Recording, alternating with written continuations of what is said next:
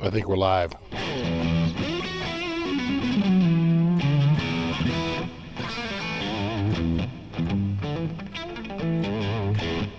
All right.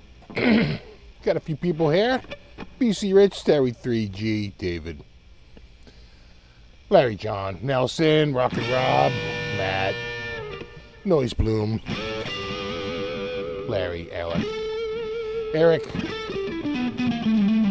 Deanna, Ambrose, Nelson, Strat CPO, Tulsa Dave, David. You got Christopher, got Game Dane. Speak out, what's up, dude? Jimmy's Home Studio. Got Vince, got Wendell.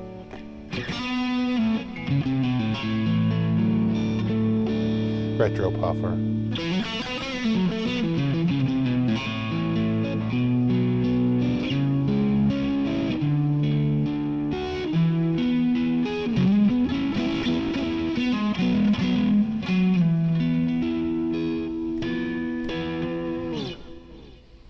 Who else we got here? Thunder Falcon. What's up? Noise Bloom. Frank C.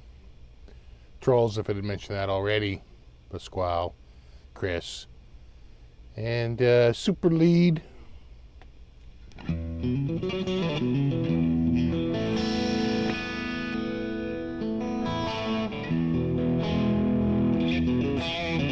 What's up, Quentin?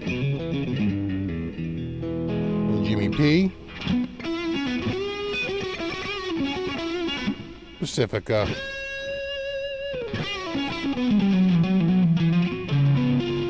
Got James. Michael.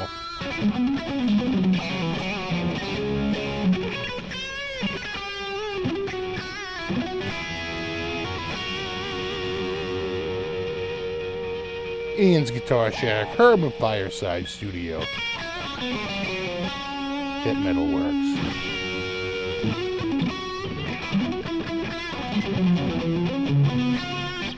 Squall says, not gonna lie, that Squier sounds pretty good. I think they, you know, for the Squier lineup, I think getting either Duncan designed or these Fender designed for the classic vibe, I think they sound, they're the best sounding pickups, you know, I think in the Squier lineup.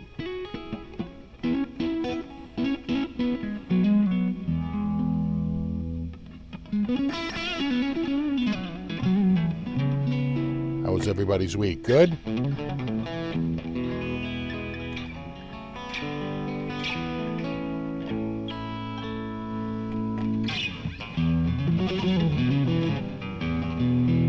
I do love the sound of a Strat single coils, you know.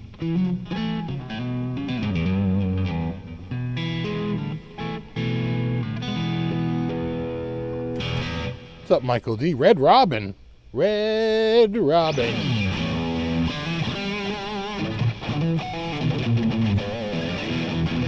Hey, well, it's on my mind. I don't know if you happen to catch Rick Beato did a an interview with, I think, Keith Urban. And, you know, talking about everything. So at any point, at some point in the interview, towards the end, he talks about how he was finding it a little tricky to get the tone he likes, like at home and in the studio, live. He doesn't get it, and he asks Tom Bukovac about it.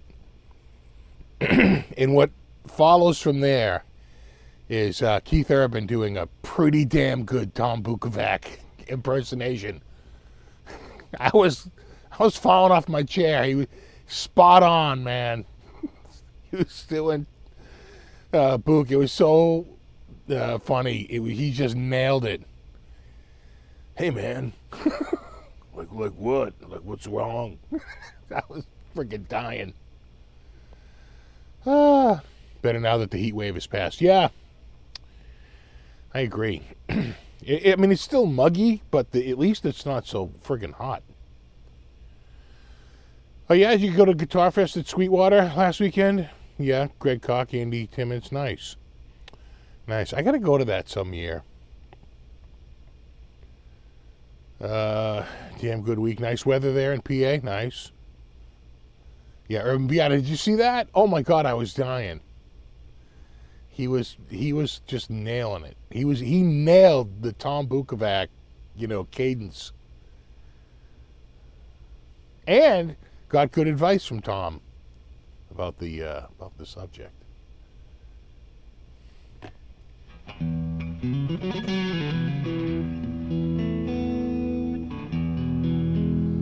Pacifica says, I impulse bought an Ibanez AZES 40. I'm in love with it, especially for only $300. Yeah, sure. You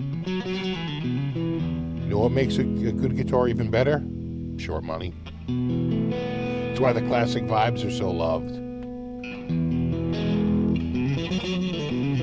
Yeah, Uncle Larry.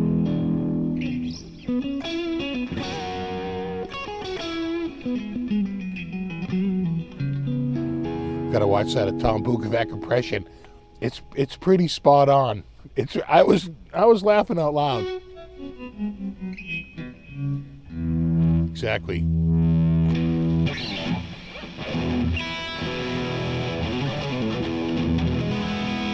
I feel like I'm a little out here. Did I lube this one up? I forget now. I don't think I did. Times I'll dress the nut up. Yeah, these are all a little flat. Brand new strings. Yeah, a little flat.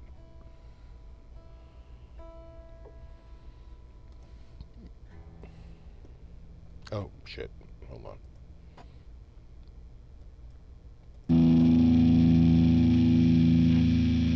Single coil. Humbucker. Single coil. Humbucker. Single coil.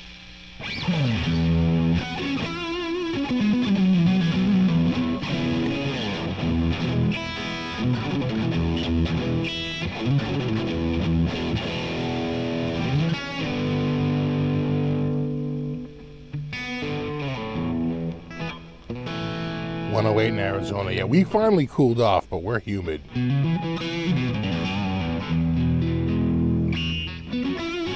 They say it's this is the week. They say that stronger, cooler air is building to the north, and at some point, I think by it's like Wednesday or Thursday, we're finally gonna get a northerly, wind, which you have had sort of like a northwest and a westerly wind, which is why we're not quite as warm. But it's still humid, and that's all changing. Now we're going to get more like warm weather. It's we have one more little round here, and then it's going to, I think, get cooler and drier by like Wednesday, Thursday, Friday. Like dew points down in like the low 50s, high 40s. We haven't seen that in a while. That's going to feel a little fall. A little bit. No, a little bit. Oh, dudes, we had a storm the other day. You want to talk storms? So I happened to get a little footage of it. Let me bring this up. It was a hailstorm. Just for context, that's the size of the hail. It's quite the hailstorm. And hold on, I've got to hold on.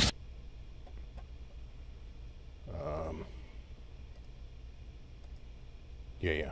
I think that's going to be the...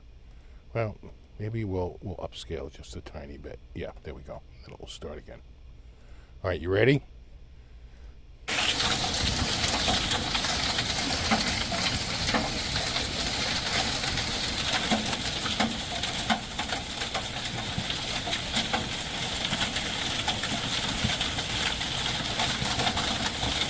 Just the normal leather.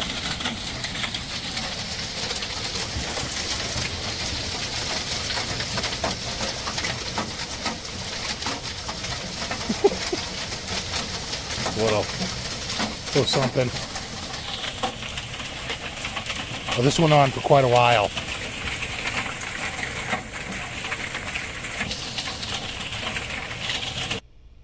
I could hear it in the basement. I was like, what the hell? What the hell is going on out there?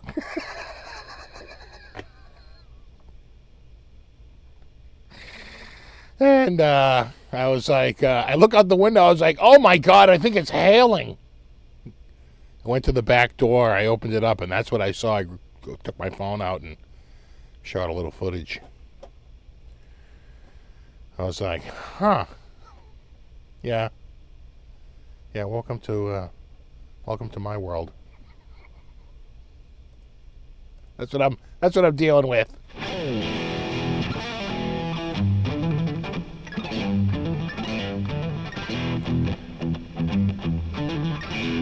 We don't get a lot of tornadoes around here. I think the ground is just too varied. I think you need more flat plains to really whip that up. We don't really get it. And the plains allow a lot more air to rush in, cold air to meet hot air and swirl up. We don't get a ton around. It's got to be a wind that shears a certain way to force a rotation.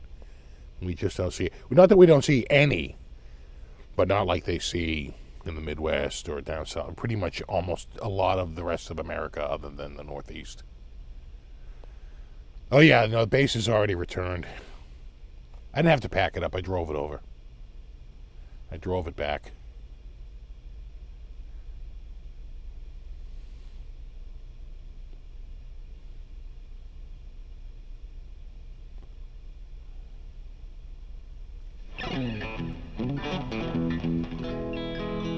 Oh yeah, bunch of custom shop Jacksons and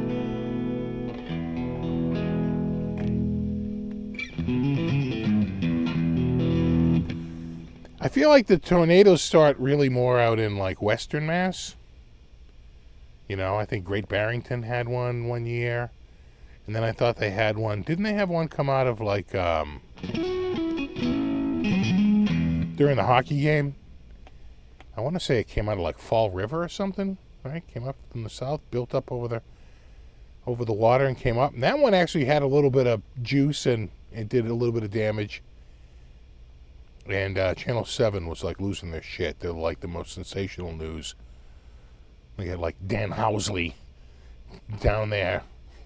And so it's like literally the playoffs, the hockey finals, the Stanley Cup finals, and you know, the Bruins are in it, and they have to play. It's like on the, whatever the feed was, I guess it was, that would have been NBC. It was on the NBC feed.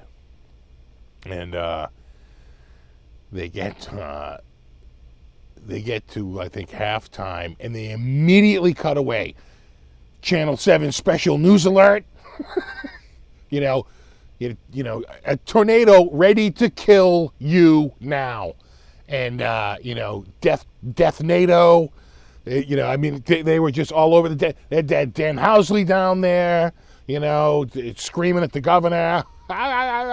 When will you fight back against the tornadoes? And then finally... This goes on and on and on. A zero halftime show, right? At the, or whatever, it was between, not halftime, between periods on the hockey game, right? It's the period break. And I'm going, how long are they going to like keep going? Are they going to do any of the period break stuff? Nothing. they're in like the middle of a press conference, and all of a sudden, boom, you see the puck drop. Start of the next period. They were like, they were just losing it. Yeah, Greg Kinn. Love and Jeopardy. And what was his other big one?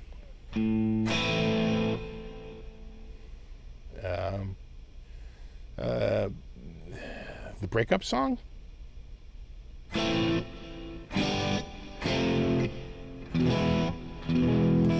Yeah, breakup song, yeah.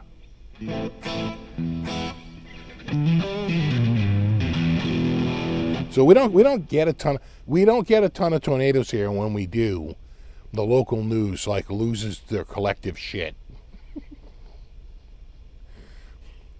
What was a whimsical sun shower has turned into a level 3 kill storm.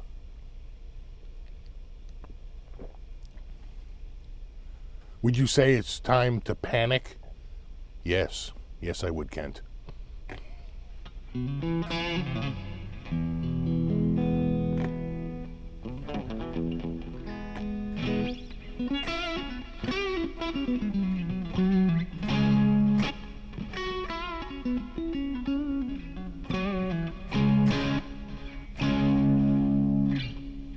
Yeah, what is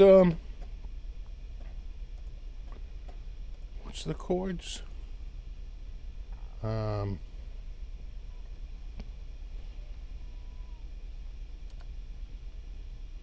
feel like it's a I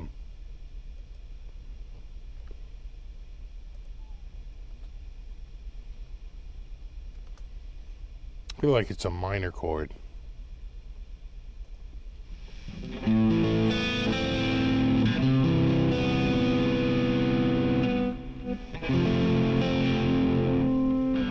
Yeah.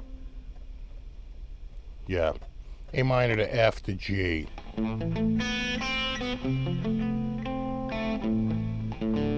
G. Oh shit, I'm out. Hold on. Let me check this. I don't like out-of-tune guitars.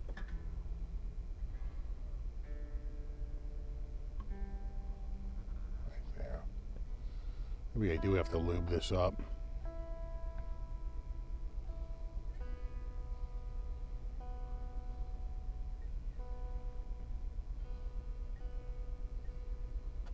Guess what you get is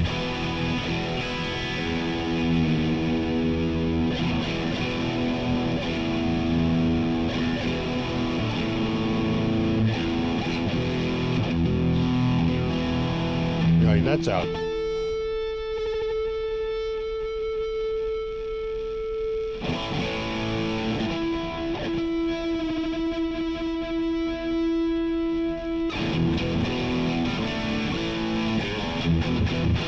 That sounds better.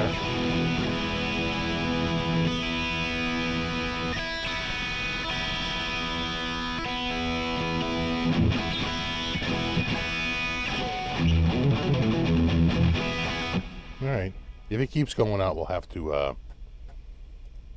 it'll lube that nut. Yeah. Yeah, F.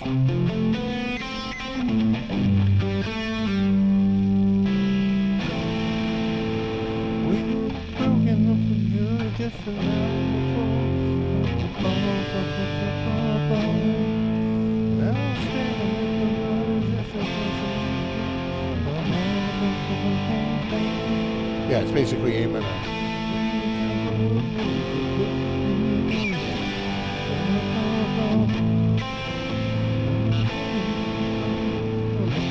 Here you go, big turnaround.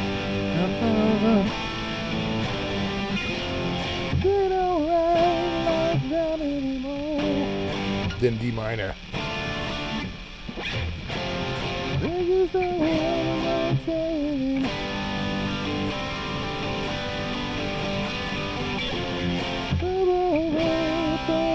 So F to C to G to D minor.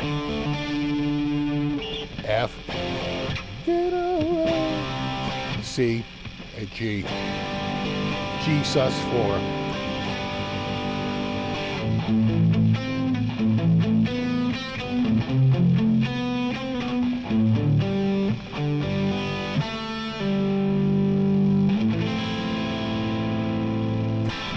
There you go. And what was his other big one? Jeopardy, right? I mean, I'm just going to search by Greg Kinn. Yeah, right there. Do they have it? Not really. Boy, they have very few on this. This is, Jeopardy.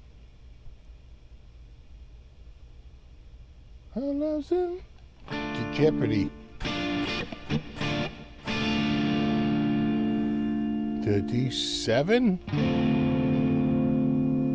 To like a 6?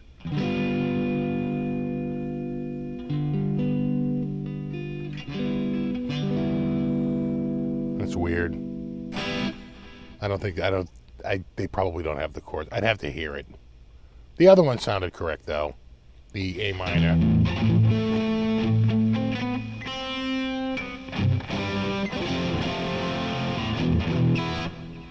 Alright, hold on.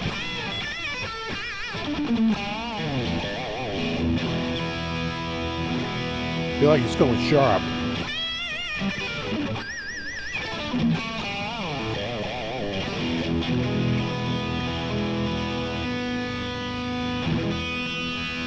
That happens when you tighten it up, and it very slowly pulls the string through the fret slots.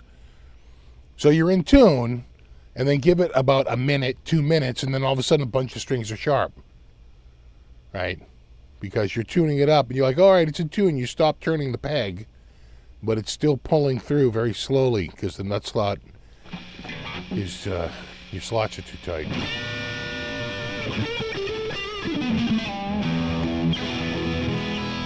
Much better.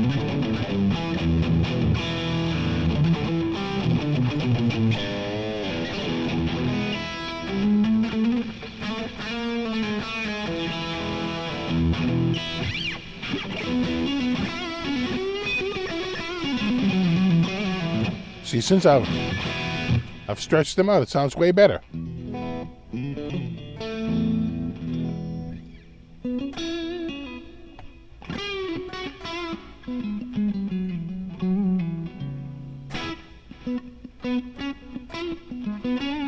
Exactly the single coil hum song.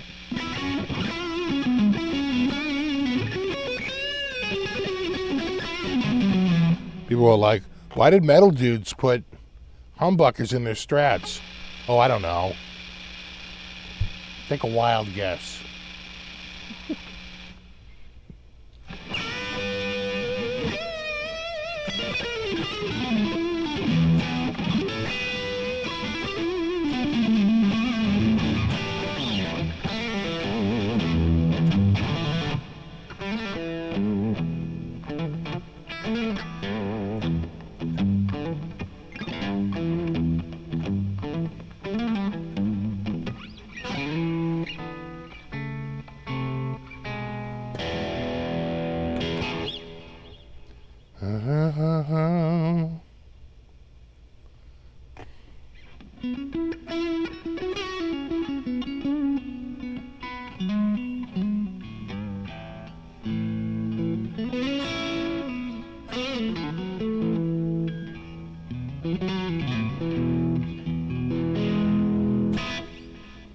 Better?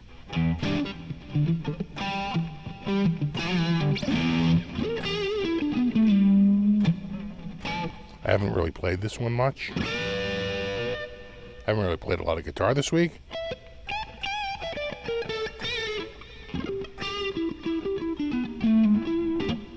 So the strings are still pretty new.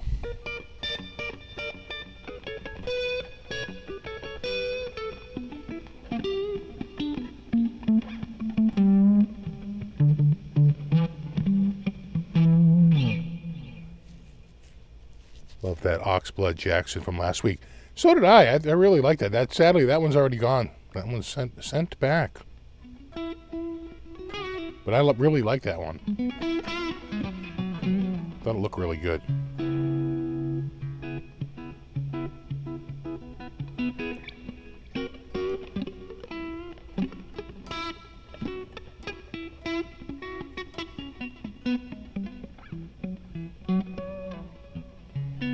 Yeah, I saw that they posted that they had played Red Rocks, the Satch and Red Rocker show. I tell you, everything I've seen online, all the YouTube videos I've seen, they sound really friggin' good. I think the whole Satchel, I think it's pretty good. Pretty good. Speaking of, we were just talking about that Jackson. Jackson has, here's a good segue. Jackson has a new guitar out this week.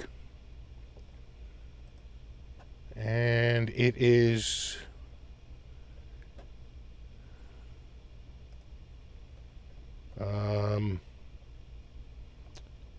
pretty much the Virtuoso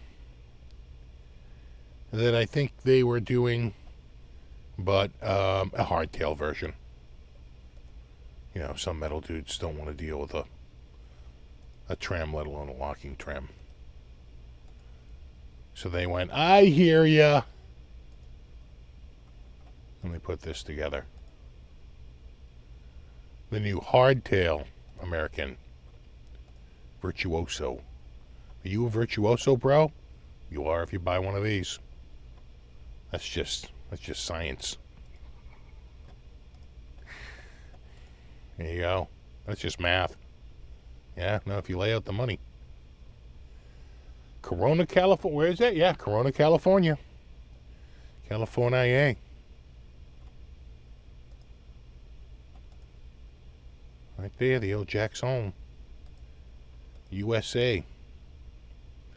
With, of course, Godo tuners. Godo, I swear to God, they've like cornered the market on friggin' tuners.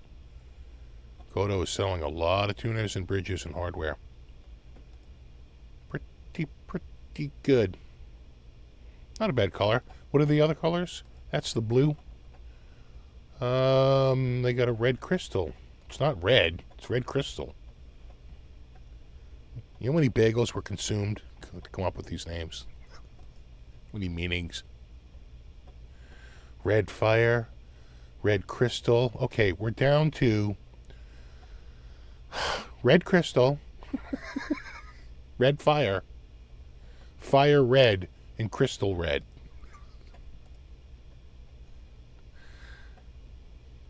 That's what I want. I want to be at the meetings when they come up with these names.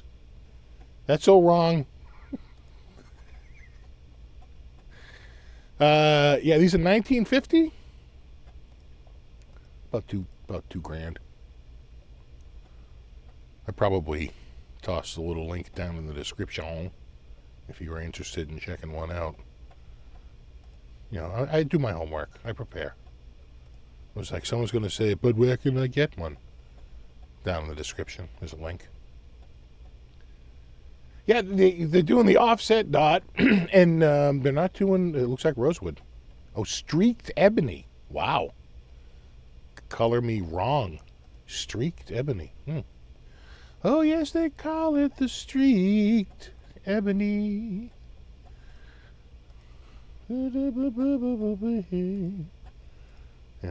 So we got Mystic Blue, Red Crystal, Satin Black, and Snow White. So we have three that look like they had some thought. Mystic Blue, Red Crystal, Snow White. And then they're like, Satin Black? Works for me. Let's call this a meeting. And it's less money, probably because it's sateen instead of gloss, because it takes extra labor to buff out a gloss paint job. So the gloss maybe is a little bit more, unless are these satin colors? Is it satin? I'm looking for the word gloss or satin anywhere. Seeing stuff, alter body, blah, blah, blah. No, that's gloss. That's gloss all day. That's gloss for days, bro. Body finish. Gloss. Thank you. And yeah, bolt on with graphite reinforcement. Nice. It's 5-piece caramelized maple, caramelized maple, caramelized maple.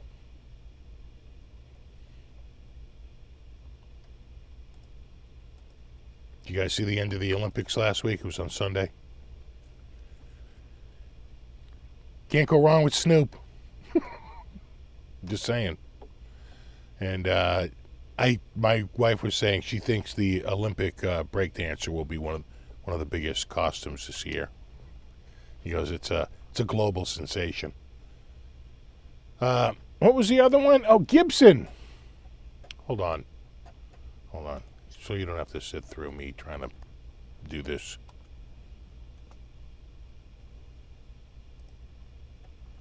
Let me find it. I found it. Hold on.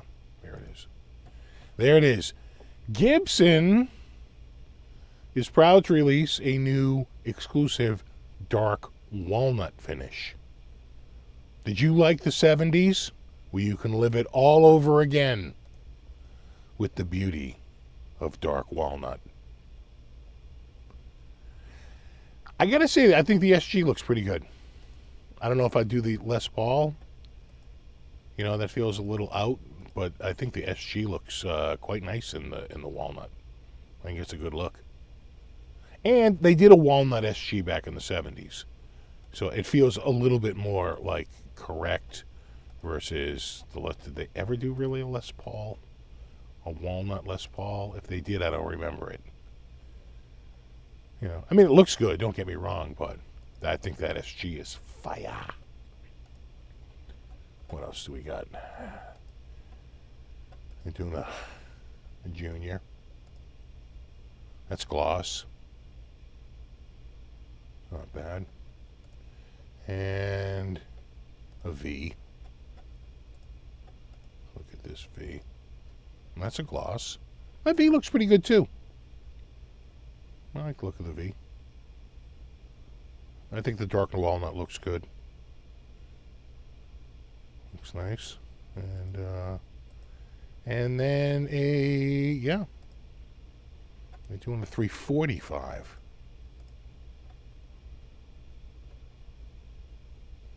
And I think that's trickier with the dark walnut because of the maple, right? So you get it's very grain, central. To me, I like the. I think that looks real nice. See, the walnut works really good with mahogany, more than the maple.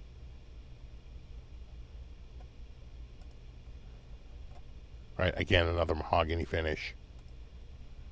Again, there's the maple top. I don't think it works quite as well because of the grain. It's a little splotchy. No, a little bit. Look at that. Hello. That is nice. Real nice. So that is the new Gibson exclusive. If you want one of these, you can't get it at a dealer. The only dealer in town is Gibson. You got to go to Gibson if you want one.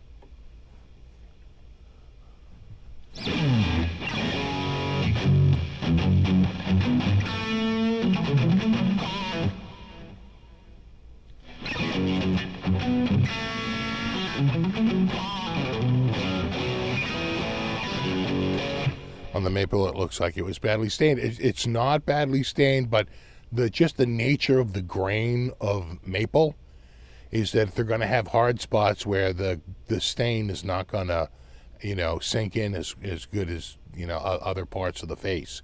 That's where mahogany is just so even, right? The SG, the V, right? The Junior all looked amazing.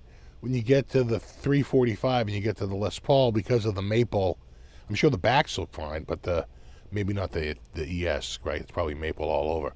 But when you get that maple top, it gets splotchy. It's just the nature of maple.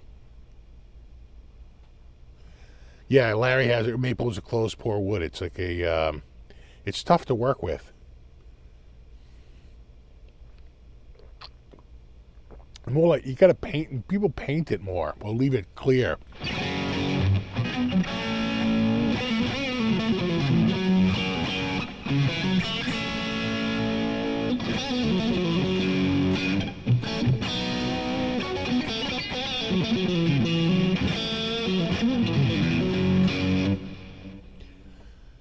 I have no idea if they're routed underneath for a...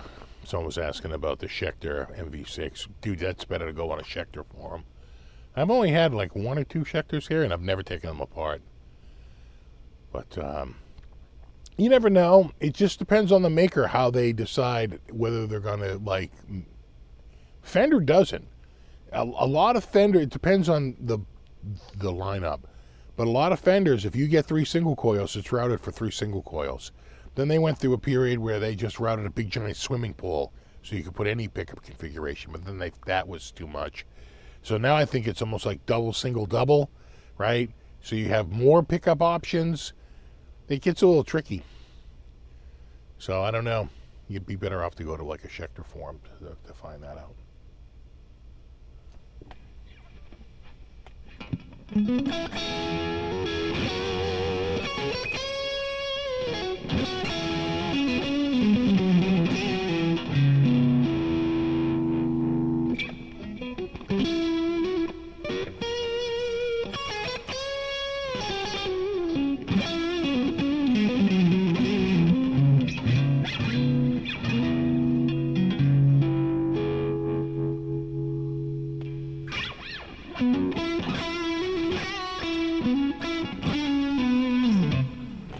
I did hear that Jack Russell died. Was it?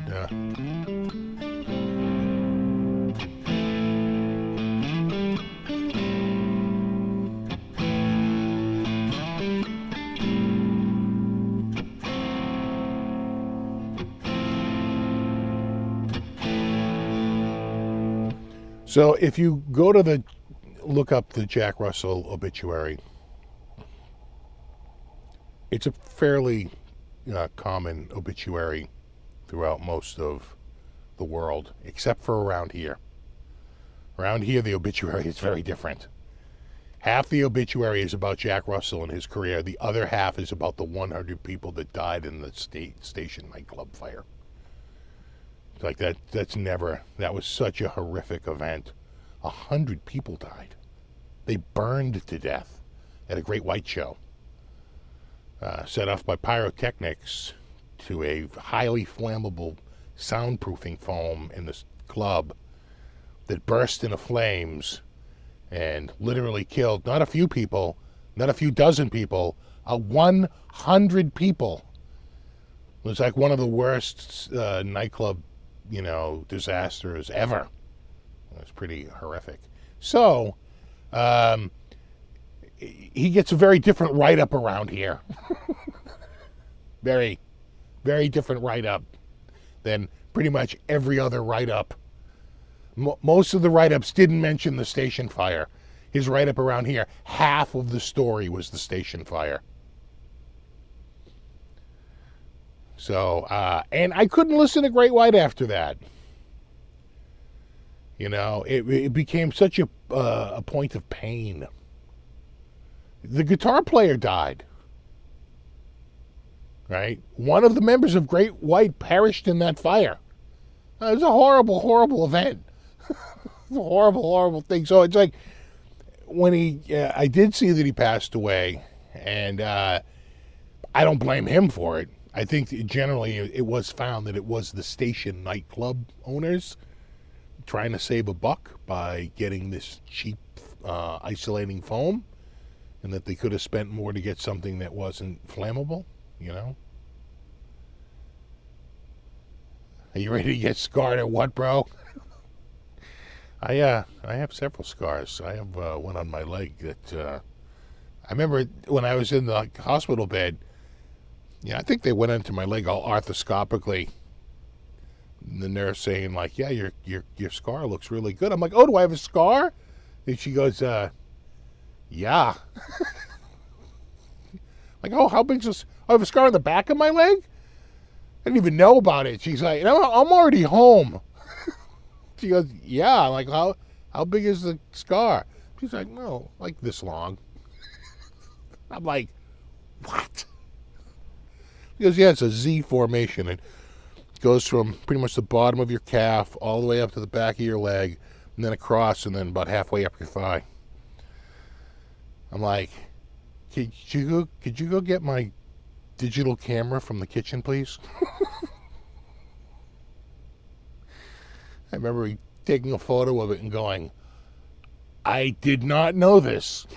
She's like, how did you think they did the surgery? I'm like, I don't know. I saw a couple of stitches up front. I thought they went in with like Arthur. She goes, no, they slice you open like a fillet and zip, zip, zip, screwed your leg back together. I'm like, Christ.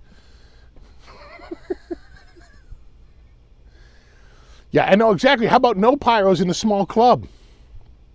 So it was a perfect storm of stupidity, and it cost 100 people their lives. It was just a horrible event, and so it's hard. It's really hard to think about Great White, to think about his passing. Without thinking of the station club around here, at least in this region, the general sort of like, let's say between Boston and Providence. Where was the club? Was the club in Providence, or was it in Warwick? Where was the club? I forget now. I think it might have been in Providence. I forget.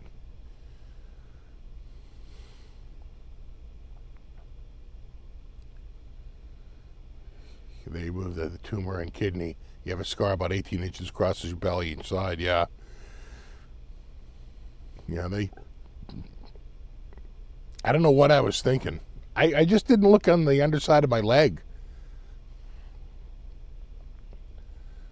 I'm like, oh, is there a scar back there? Just the look on her face, like, yeah.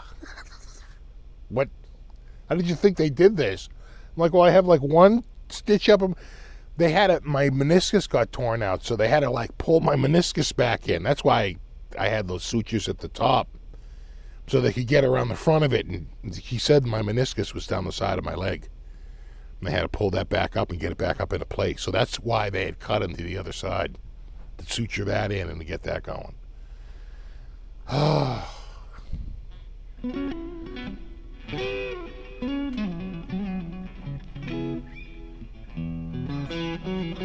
Warwick, yeah.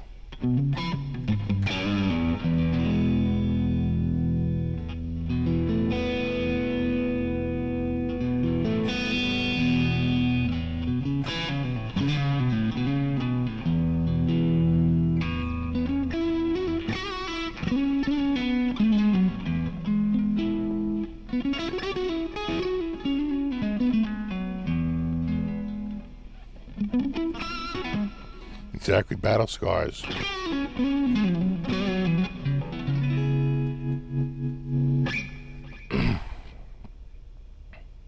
Reading the wiki article on the fire now. Oh no, it's a shit show. It is like just. What's crazy is that I remember the panic and the helplessness when you would see people literally piled up at the exit trying to get out, and I'm just like, why can't someone walk? The guy with the camera who's filming this, why can't he just walk over and grab someone and start pulling them out? It's like, what are we doing? I feel like you're standing there and looking at them. But he probably had a big shoulder cam on, I mean, this is 21 years ago. I got shown love. I got a Reaper with your name on it. Oh yeah.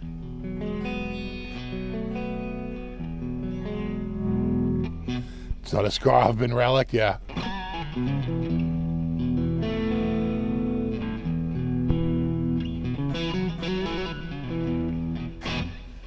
Do I still have the Sonic Blue Classic Player? I do not. I sold that one. I wasn't playing it. I had put it up in the attic, and then what I have up in the attic now is the Yamaha, the Pacifica, and so I've been just mainly playing that one up there, and I haven't.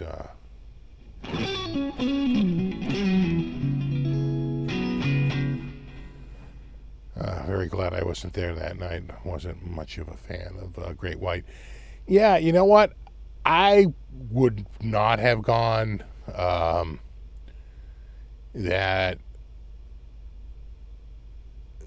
was in the before time, now that I think about it. That's pre-leg break.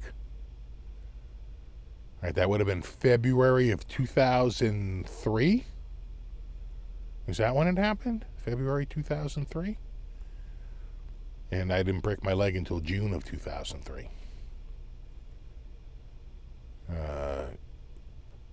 So yeah, that was in the before.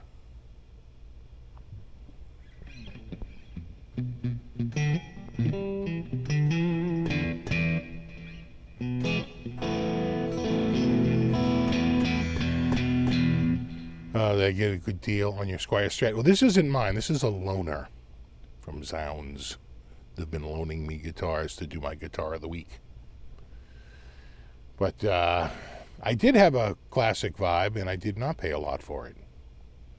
I got it actually pretty cheap. And then I had a classic vibe before, but the 60s version. Got that a long time ago. I got rid of that. And then there was the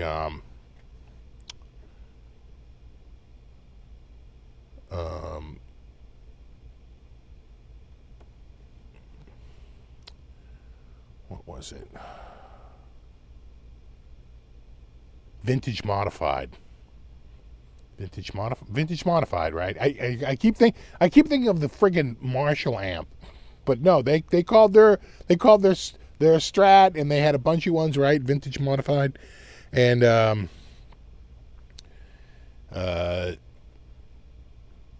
that had Duncan design pickups in it, and I thought that was a really nice guitar. That had beautifully rolled fretboard. I remember looking at that thing going, I think I paid $179 for it, and I was like, huh. Huh. That's, Doing a little Hot Pockets. I think they're getting Domino's. There'll probably be a slice or two of Domino's waiting for me when I'm done. Not my favorite pizza, though. Very corporate. So that's a corporate pie.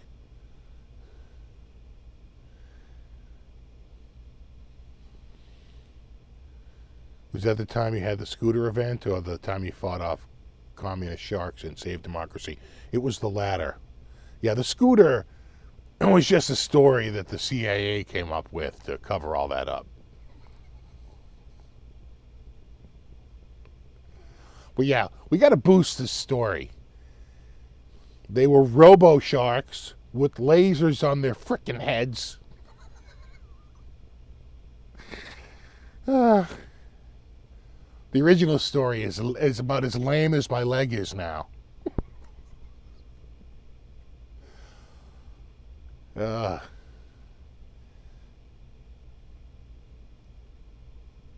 remember a video you did about the snowstorm in 13, one about the storm of 78. Oh, yeah, God. Well, it was maddening to anybody who lived through the blizzard of 78.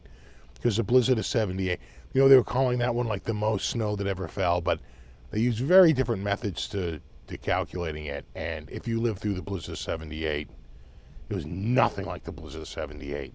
That was insane. That was like, killed a bunch of people. That was like snow, like up to the rooftops of people's houses. It was like insane. I was out of school for 3 weeks. 3 weeks. Before they could get it so we could get back to school again. I thought they were great. Oh, damn. Nice. It's a good one. They were great lights. Of course. And the laser beams. I don't even want to know what that did, but let's just say it might have sparked a fire.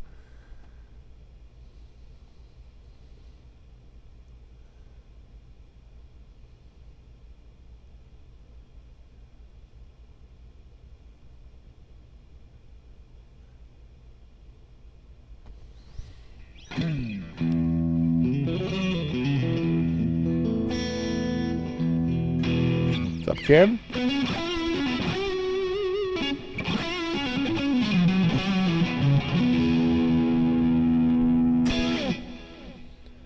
My parents threw me out of the second window to dig out the front door. So we lived on a crazy hill. I mean, seriously, like on one side, there was no foundation. And on the other side, the foundation was like 10 feet tall, right? Like, the slope of that friggin' street was insane. And on the high side, because that's where the wind came in, and it built up a drift, right? Because that was actually, I think the wind is on the other side, so there's like no drift on the other side, and it just drifts. It builds on the other side of the house, right? Where the wind is blowing around the house.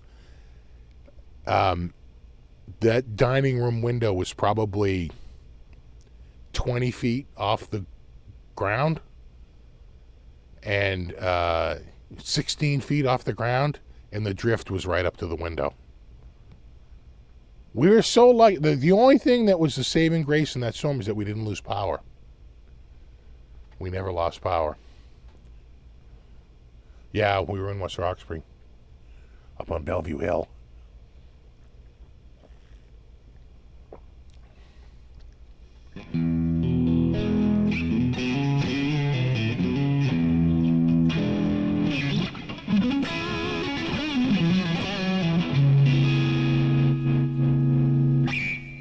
And a lot of people forget, a couple of weeks before that, before the blizzard of 78, we had a pretty good storm. It dropped, I think, like 16 inches, or 20 inches, right? Then the blizzard of 78 came in and dropped, for the most part, between 30 and 36 inches of wet, heavy, pasty snow. So if it, it just kept packing down and packing down and packing down. And I want to say my cat, Mittens was out in it. He was either out in the first storm or the second storm. And then he was just on the front porch. Oh my God, there he is. Get in here.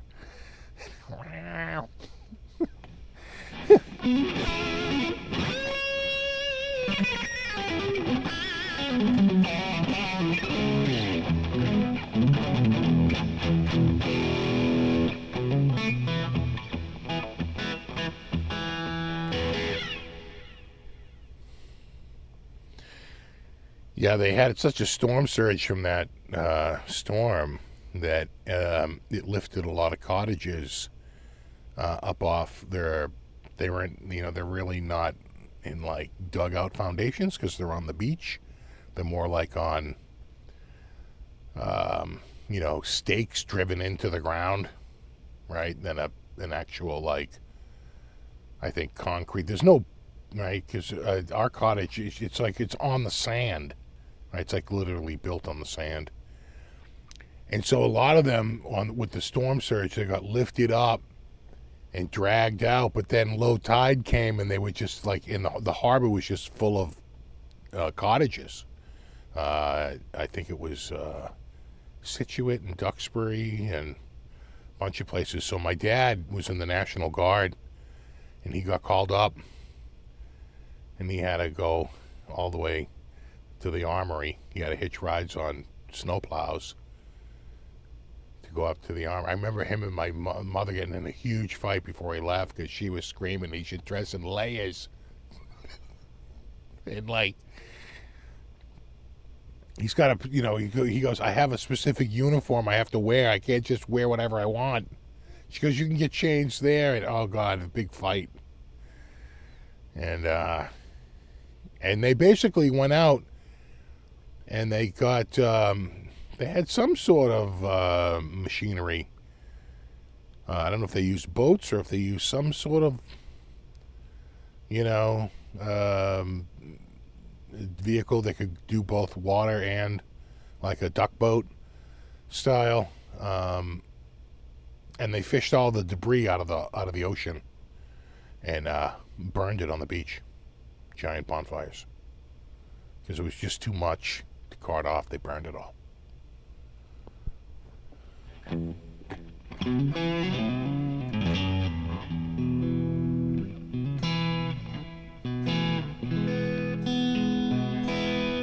You living in Revere Beach? Really? Wow. So you must have saw a crazy storm surge.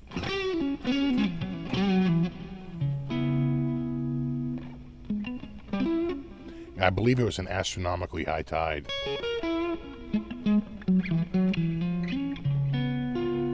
And then add to that, they basically said it was a winter hurricane, right? Because the winds were so crazy. My mother kept us home from school that day, and it was like 10 a.m., and it was nothing. And she's like, I probably should have sent you to school. By like 11 a.m., it was snowing pretty hard. She goes, oh, maybe not by noon. It was like a goddamn whiteout, and they were having trouble getting kids home from school. She goes, thank God I didn't send you to school. It showed up quickly, and then it went all night. It wasn't gone until like the next morning. And I remember waking up and saying, are we going to have school today? My mother said, I don't think you're going to have school for a week. And she was wrong. We didn't have school for 3 weeks.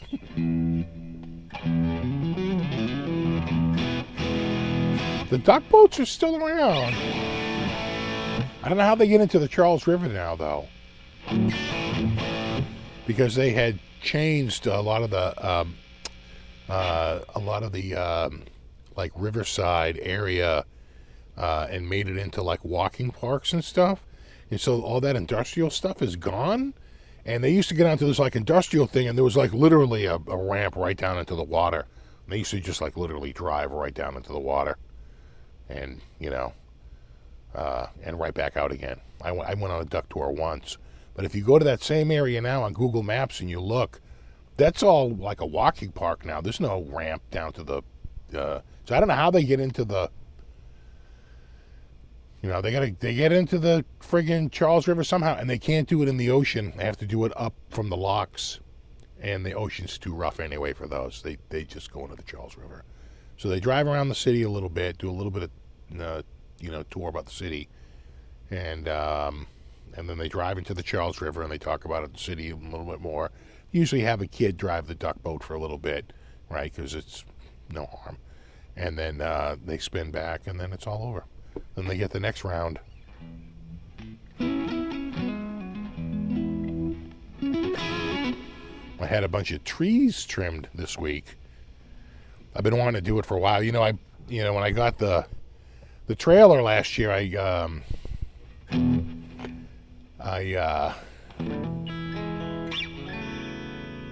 a pole saw, and I got a bunch of stuff. I filled that trailer twice. That's a pretty big trailer. Filled it twice with branches. And took them up to the dump and, dumped them off. And but I had a couple that were around power lines and some that were just way, way too high. So I knew I had to call the tree company, and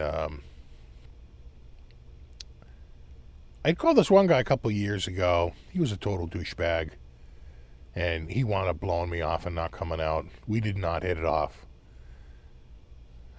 I was probably a little skeptical of his price. And this kid came out. I had one other guy come out. He quoted me a lot higher.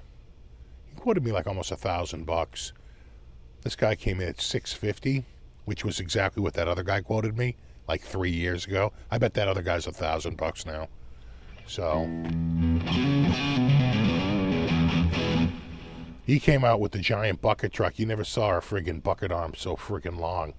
Like, goes over the nose of the vehicle. That thing must extend.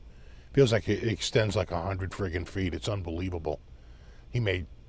I said he's going to be done in 10 minutes. They were here an hour. That was a lot of work. He brought a crew. It was a 4-man crew. A 4-man tree crew for an hour. I was like, yeah.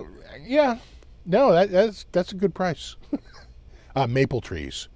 They're about between, I think they're like 50 feet tall, maybe. They go way past the house, and the house is 30 feet tall. And the problem is the branches were touching the roof, and you can't have that. You can't have trees like literally touching the house. So I had cut what I could, but now it's so high, even with a 26-foot pole, I'm like a good 8 feet short. And I was like, I'll just call a tree company. And I gotta say, it was a lot of work. You know?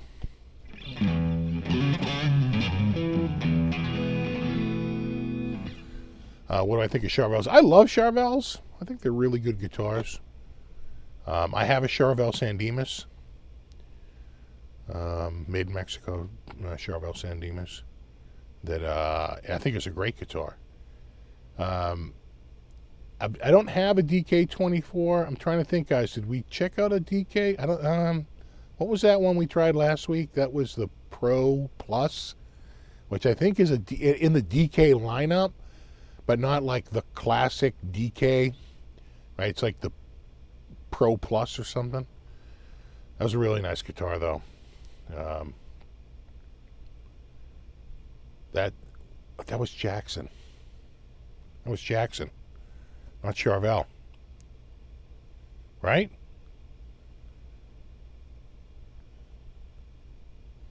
That was Jackson. Well, I get the lineups mixed up. That was Jackson, not Charvel.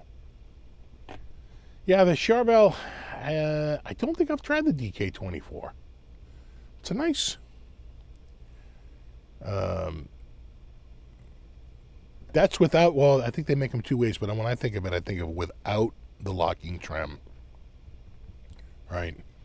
Usually like a HSS or something like that.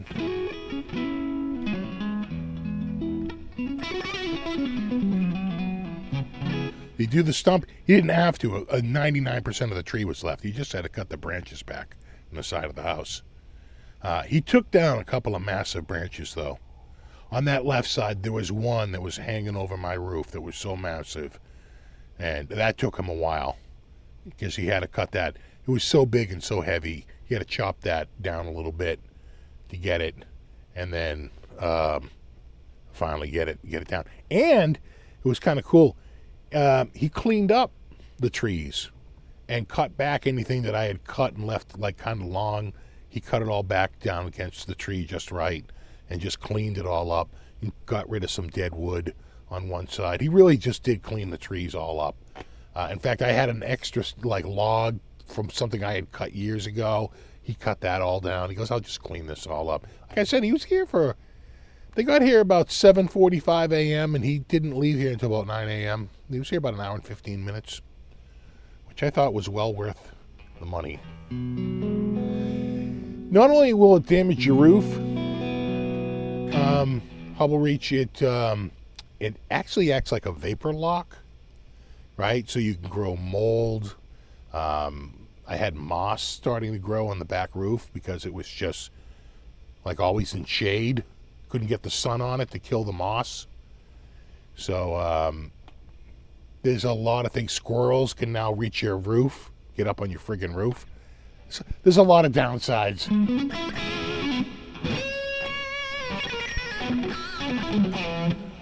Just trimmed.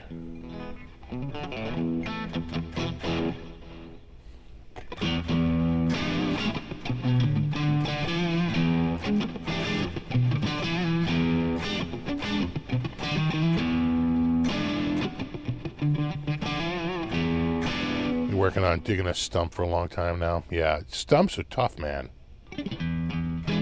What I'm always amazed at is I get sucked into like super expensive, narrow cast machinery, right? Like something that's just designed to like grind out a stump, and it's unbelievable how effective they are. Just shred it right down to nothing. And seconds. It's like pretty nice. How much is that? Oh, 450,000. It's a hard pass.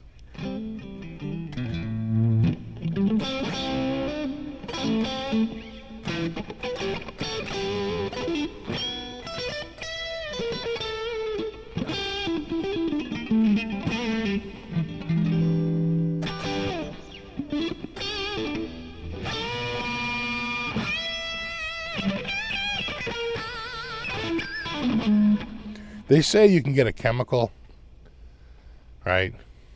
That you, if you can, you get a drill. You drill a hole on the top. and you like pour this chemical in, and it will like seep into the wood and just absolutely kill it. But I worry it's going to kill everything else around it.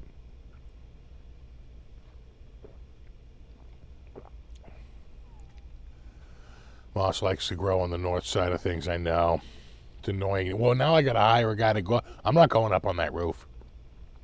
There are companies that will come and they'll take that moss right down. I didn't have it until it was locked with the leaves. Then suddenly it became a problem. That was one of the main catalysts for getting those trees cut back.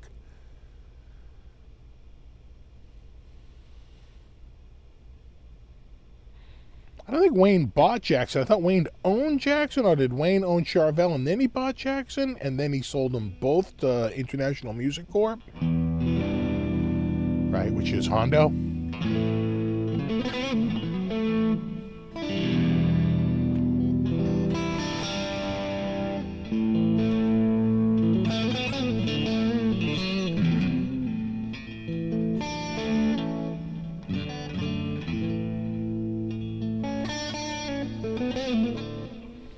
Dig a hole under the stump and run a chain under it and pull it with a truck.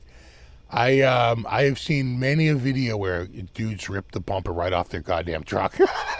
That stump is like, oh sure, no, keep flooring it, dummy. Now you have a damn good truck. I have seen many a video where dudes, I think you need more like almost like a tractor, something with some crazy pull to it, right?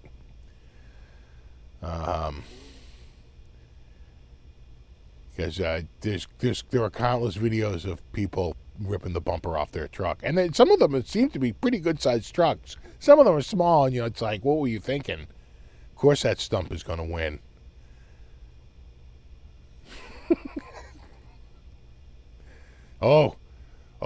Stumps are strong. They're literally dug in.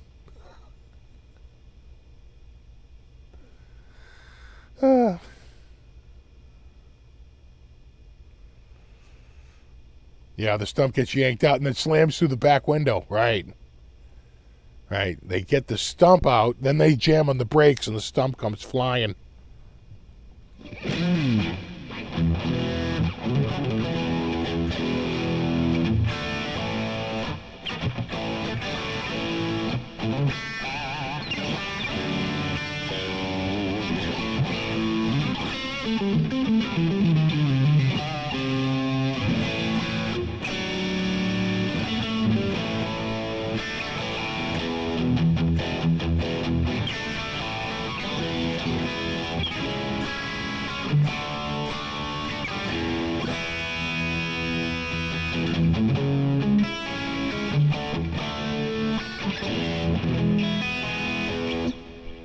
I had a tree service and they had a stump grinder. Yeah.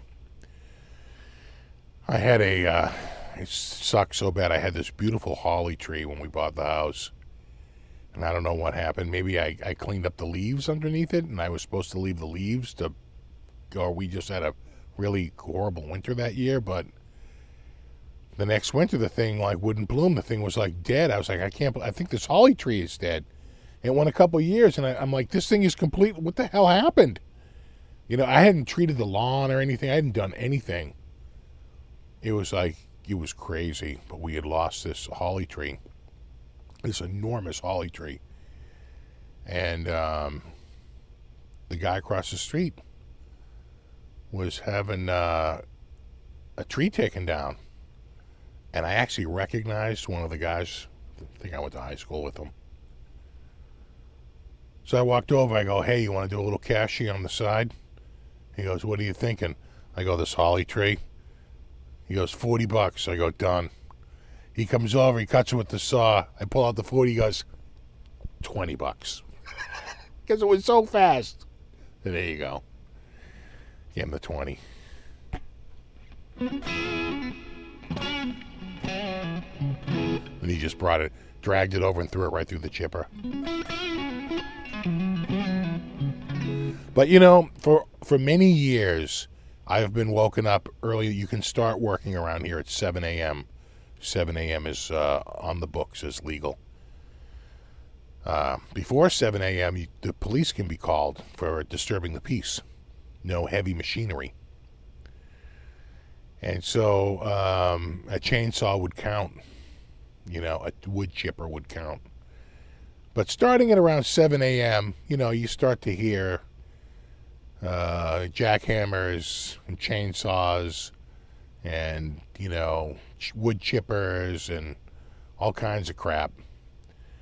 And, you know, it's never me. And for once, for one day, I was that guy. I had the wood chipper going and the chainsaws going.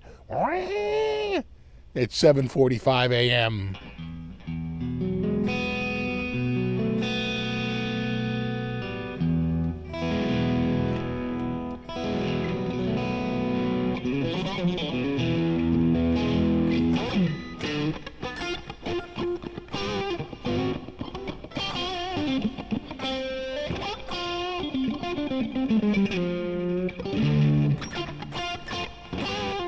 Watch this dude put a kayak through the back window of his Ford, yeah.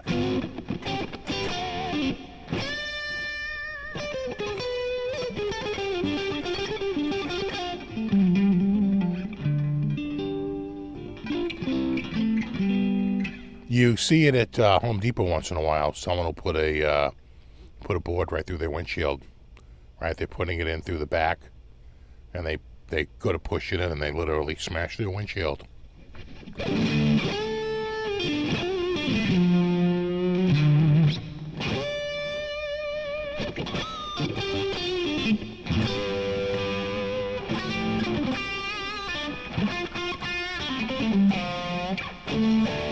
Yeah, we had the Holly for 1 year, and I think we had it for 1 full year. And I just remember looking out, and one winter, I look out, and it was the first winter we lived there. And I looked out, and the tree was full of goldfinches, which is a bird you didn't really see in the place I used to live. It was too urban. Now we're far enough out, we actually get goldfinches, and it was just jammed. There had to be 100 goldfinch.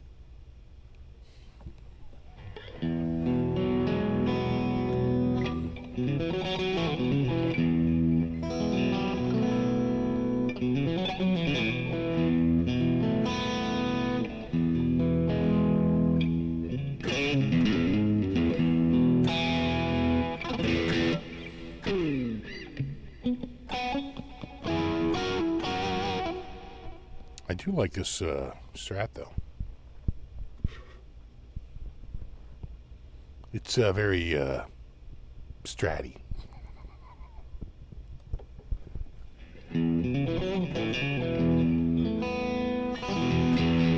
All right, a time with a guitar in your lap. There you go.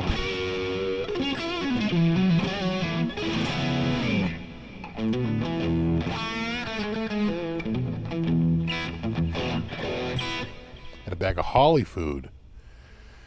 Yeah, I probably need something like that. You know, I needed something. The tree has been gone for 20 years.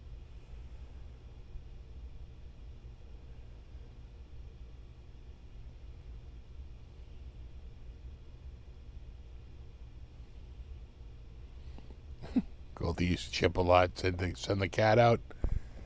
I think well, at that time we only had one. We only had Kitty. Kitty was pretty old by then too. She was losing her fastball.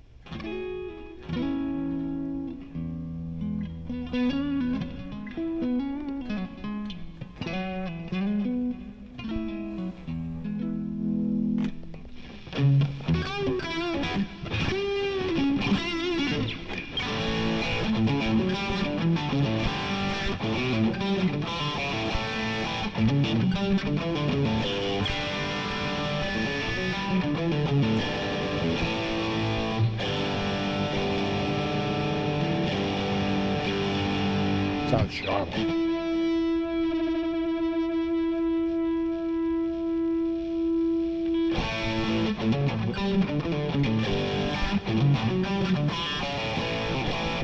How's the Guitar Center inventory looking?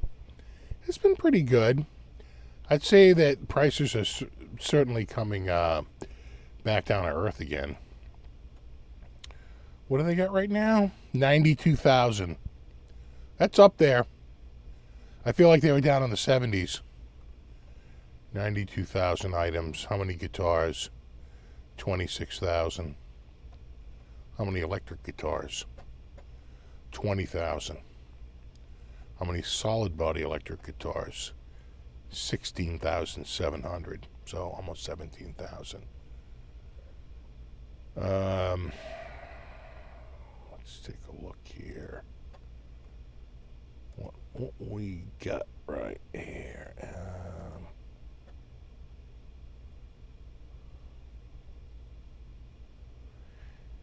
You know, some things are still up, but you're seeing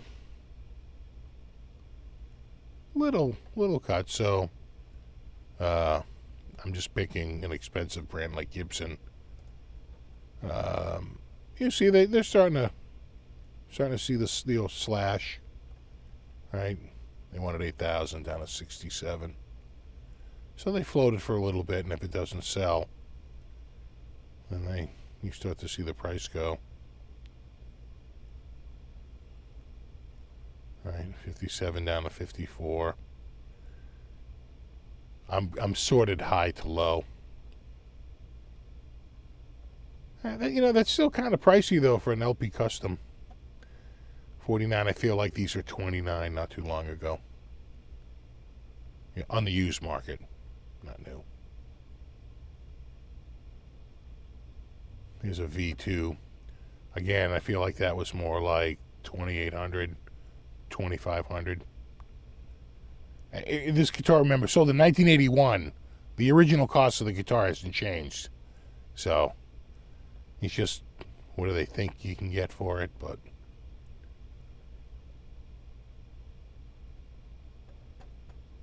I don't know that they're getting it, as inventory has ballooned. That's down 500. That's down 400. You're seeing it. Yeah, see, someone does a video about how awesome, like, early 90s Les Pauls are, and now you're seeing prices shoot up.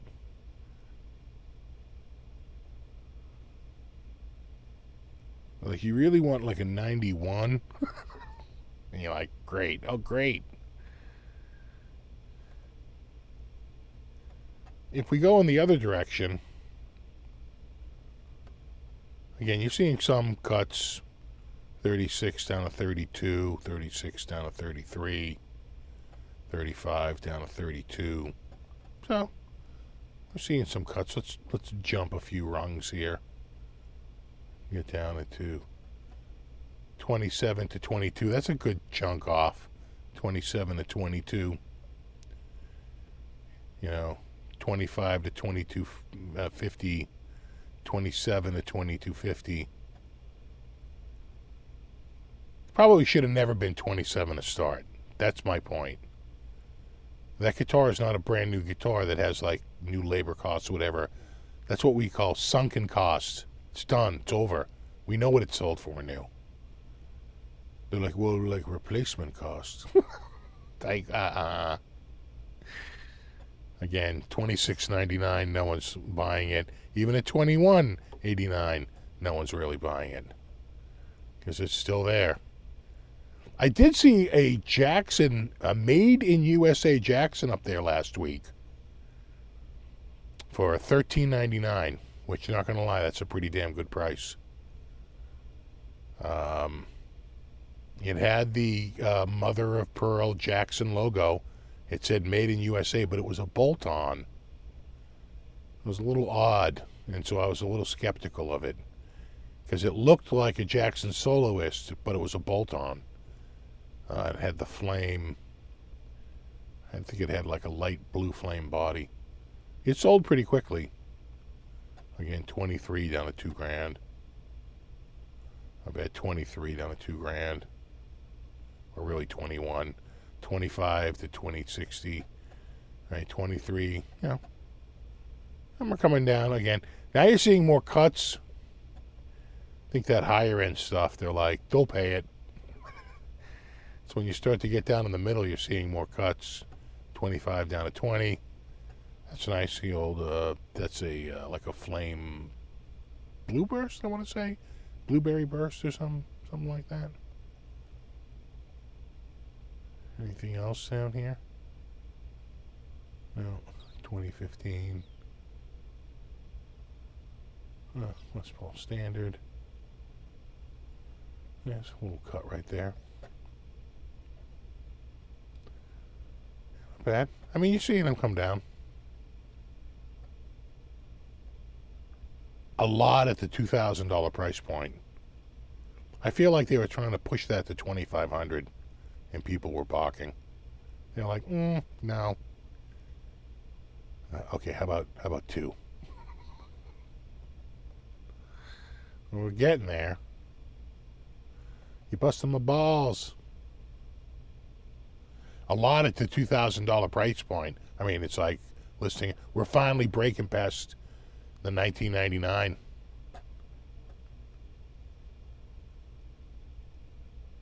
So a lot at that price point. Are we still seeing reductions? Yeah, there's a reduction. Still seeing reductions. There's another one. Not as much though. Only $100 right there. Nothing really knocking me out. I think you'll see this across most brands. I noticed it on Fender too. And I noticed it on, well, quite frankly, a lot of brands.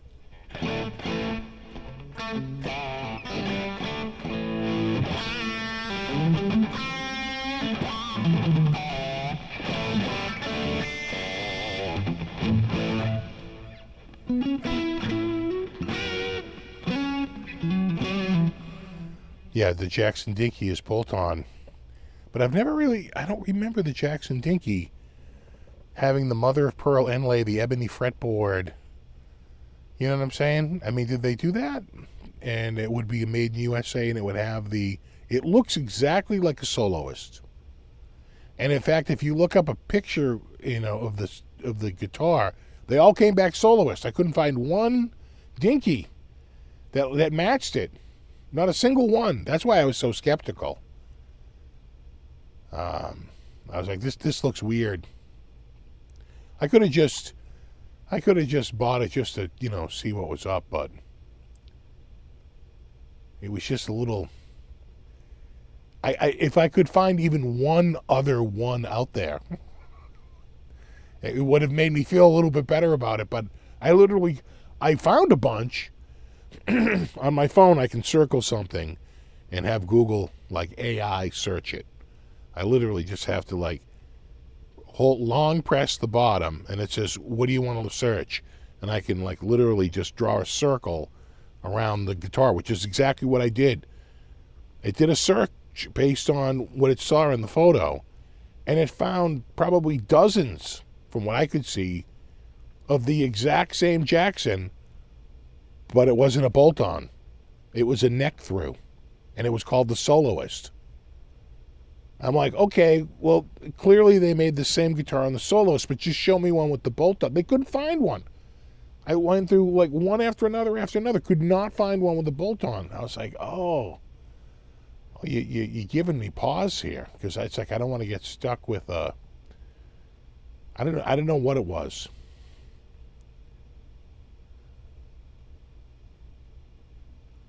And it had the big Dorito inlays like the Soloist, and they were clearly mother of pearl. So was the logo, and I'm like, this is so weird. And it had that blue flame.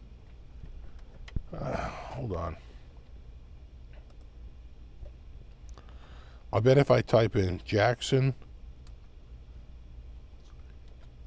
blue flame Soloist, yeah, instantly.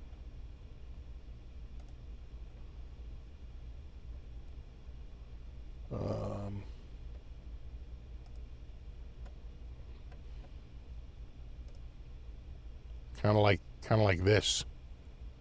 I think, yeah, pretty much that was the paint job. Like that. Oh, wow. That's the first time I've seen it. It wasn't the exact same one, and the other one had a Floyd Rose. It wasn't a hardtail, but that's the first time I've ever seen Dinky in USA. That's crazy.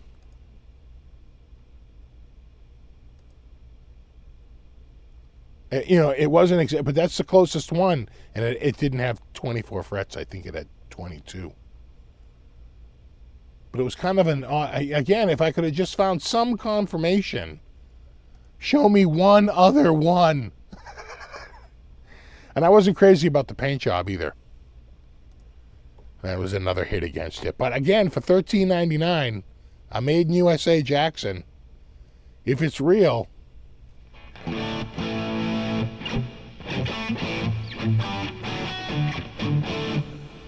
My Jackson Dinky has mother of pearl inlays in the logo. Okay, so that was probably a real one.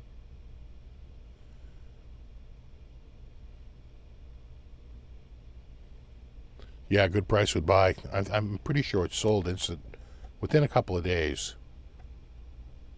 I could do a quick look. That would have been Jackson. And it was $13.99. So it's going to be on this page here. $11.99, $12.99. Yeah, it was right around. Kind of looked like that, right, with the inlay. That's why I was so suspicious. I'm like, there's no other one. Yeah, no, it's gone. It's gone. There's an SL3. Not bad at $14.69. There's another American Virtuoso, $14.99. Not the Virtuoso. But the one I was looking at had inlays like this, right? Didn't look exactly like that. I think that's the Japanese one. Yeah, those inlays look fake. These other inlays looked real. Right, those don't look like real.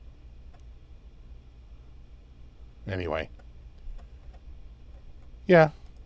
I just throw it on the pile of guitars I probably should have bought. But just, and it was tax-free weekend, so no tax either.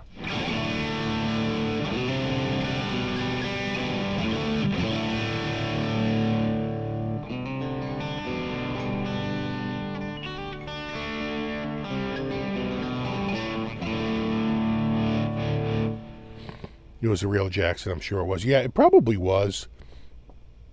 It probably was. I'm sure it was really nice. Had the natural, you could see the neck. Had the natural finish on the neck. And it had a little bit of damage at the headstock at the very tip.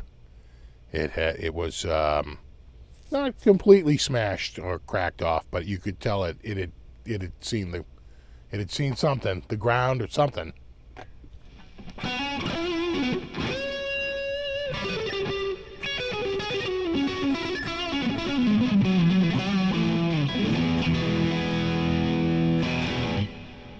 Oh, hold on a second here. Can I get this right here? Oh yeah, here we go. Whew. Getting hot. The AC won't kick on because it's too cool out.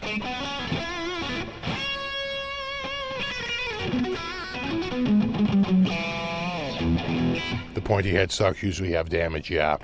You could pretty much, you could see, they pointed it out and they did say in the description that it had that. Also not the original case. But it did come with a case, a generic case.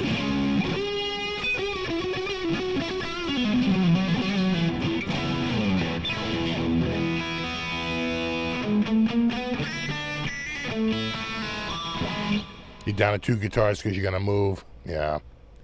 Not a bad strategy. You just get more once you get situated.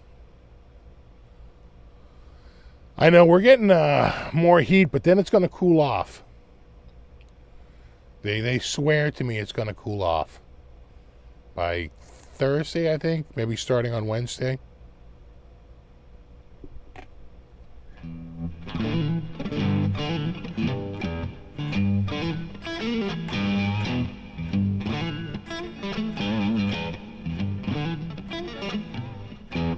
Owned about 100 different Charvels and Jacksons over the years. Wow. I'd have to check. I don't think I've ever owned 100 guitars. I'd have to look.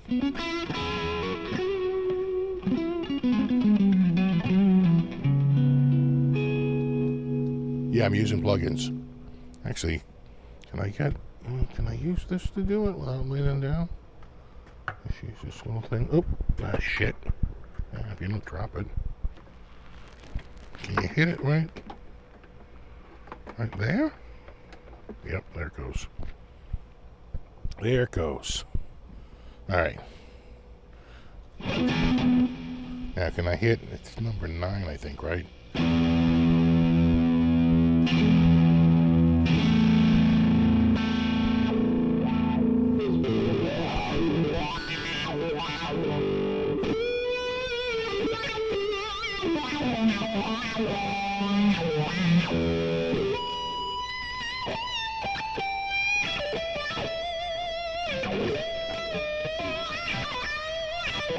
How many guitars do I think Tone King has? All of them. He has all of them.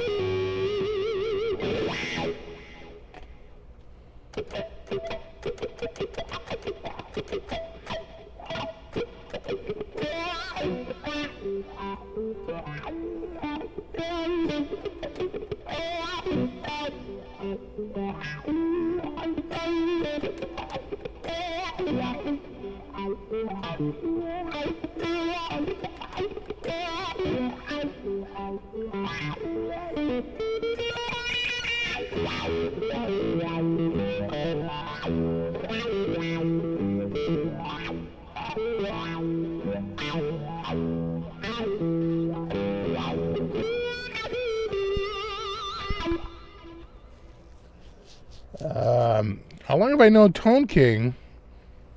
I think we started talking to each other in 2013. And then we met each other at the NAMM show in 2014.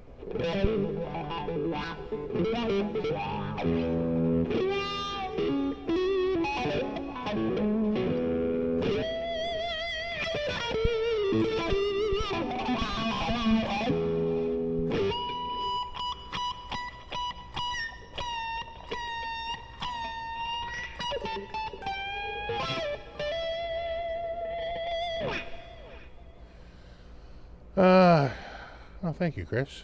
Stephen Boston, how many guitars and gears you have? Oh, thank you. Do you have a rider on your homeowner's insurance? I don't, actually. That's a good thing. It's a good question. But I don't, you know.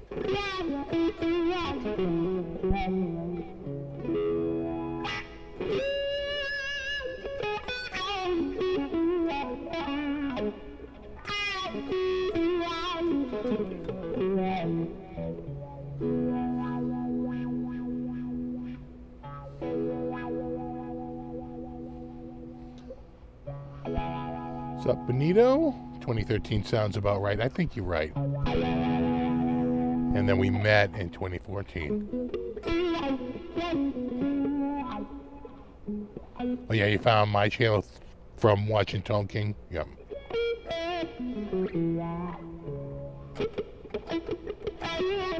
I think back then there were so few channels, there was a lot of cross-pollination. Now there's as many channels as there are atoms in the universe.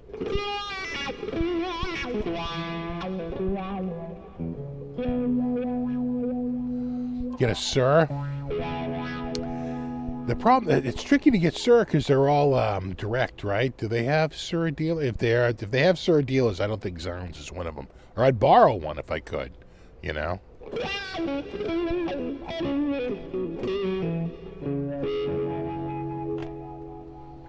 My favorite Strat, probably my Strat Ultra.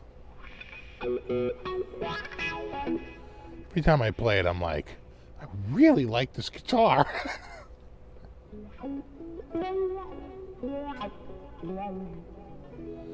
My favorite Strat player? I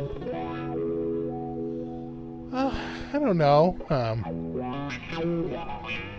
Probably Hendrix. You know, Yngwie. David Gilmour.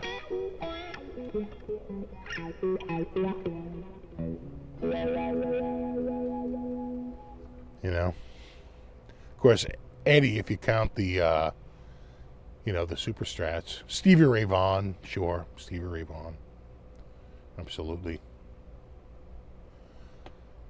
You follow me through Know Your Gear, Phil? Yeah.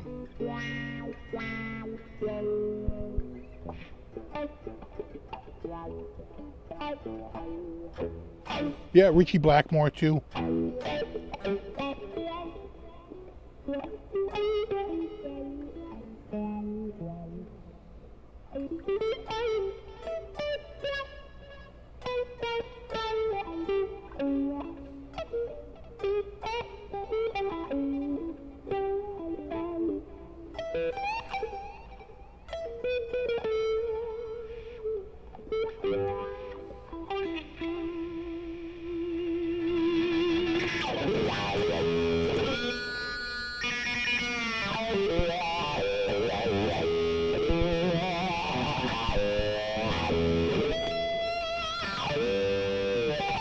Yeah, if Gilmore was still alive, he'd be playing an NF3 SE.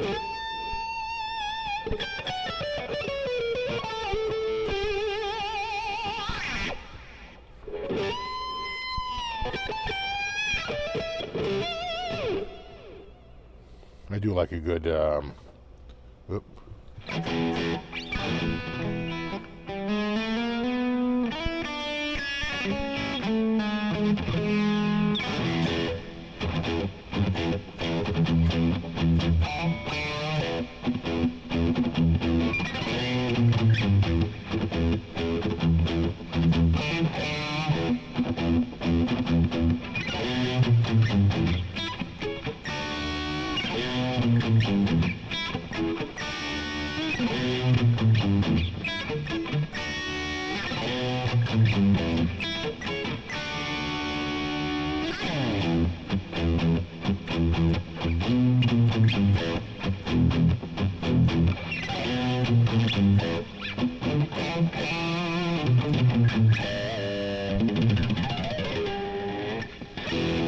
Oh yeah, and In the Blues.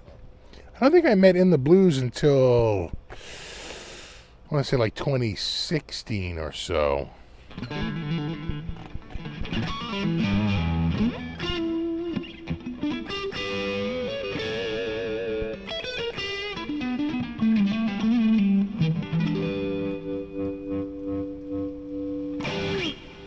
No, I'm using, that was an internal wah-wah, Sammy. That's called Cry Maybe. It's not a Cry Baby. That's trademarked. It's Cry Maybe?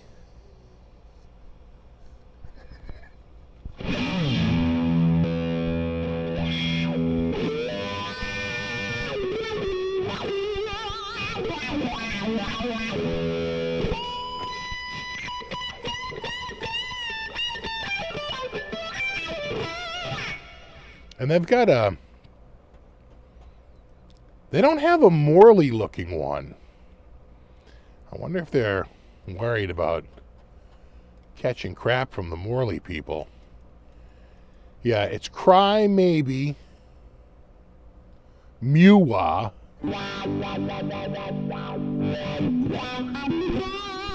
Think that's a Mutron? It's a little weird. Rocks.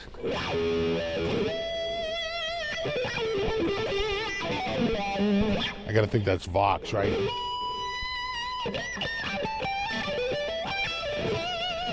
And that's the vintage mode?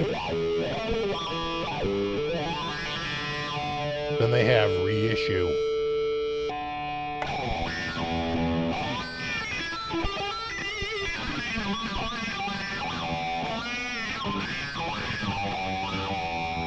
I don't like that.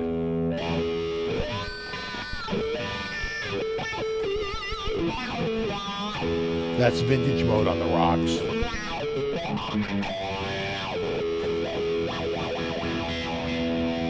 And then it's a bass, auto wah, and then we're back to Cry Maybe.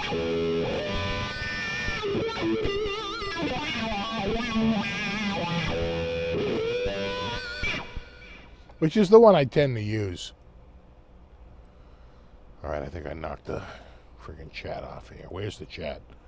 Where's that confounded chat? There it is. You kind of like, was that the Rocks one that you liked?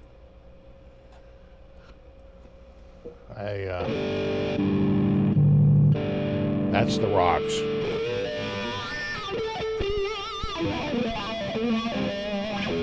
Like on the foot, that's a wider sweep. The Cry Maybe does nothing for like the first half of the pedal, and then it all opens up. This one,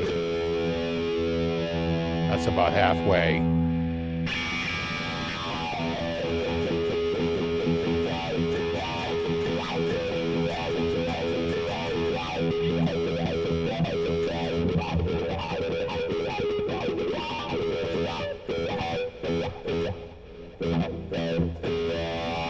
Yeah, that's the Rocks.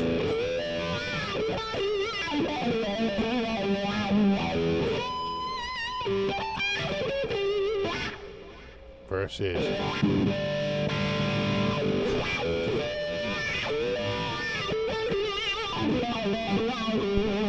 that sounds a little more Hendrixy to me.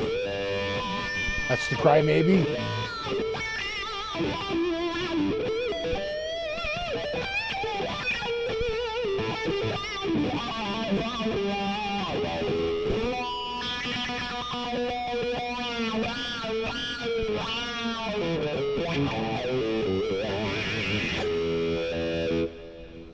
Yeah, I think I like that one.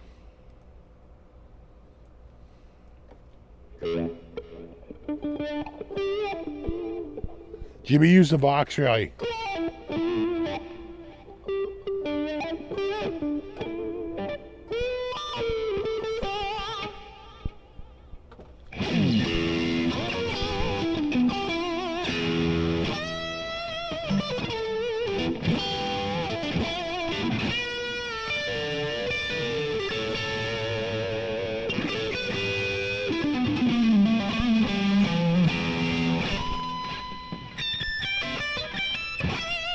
I would say most of the tone from this is coming from the pickups. Now, how much better it's staying in tune now that I've beat up on it for an hour.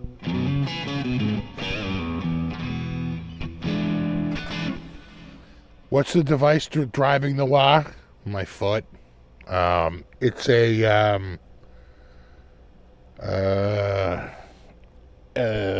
God, I can't see it in the dark here.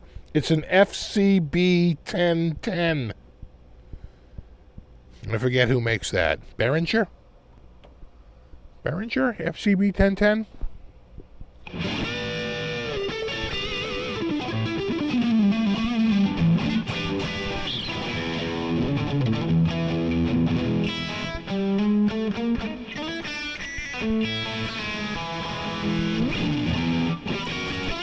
Keep doing a gummy before my show. I don't do the gummies. I don't. not that. Put me down. That's a no from me. I don't like them. I'm gonna kill that because it's loud, and I've cooled off.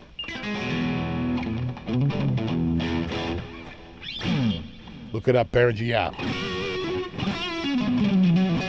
That's what I'm using.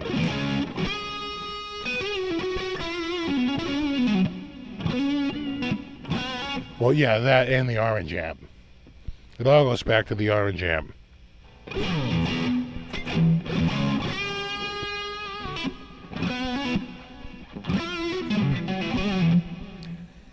Haven't tried using a wah with THU yet.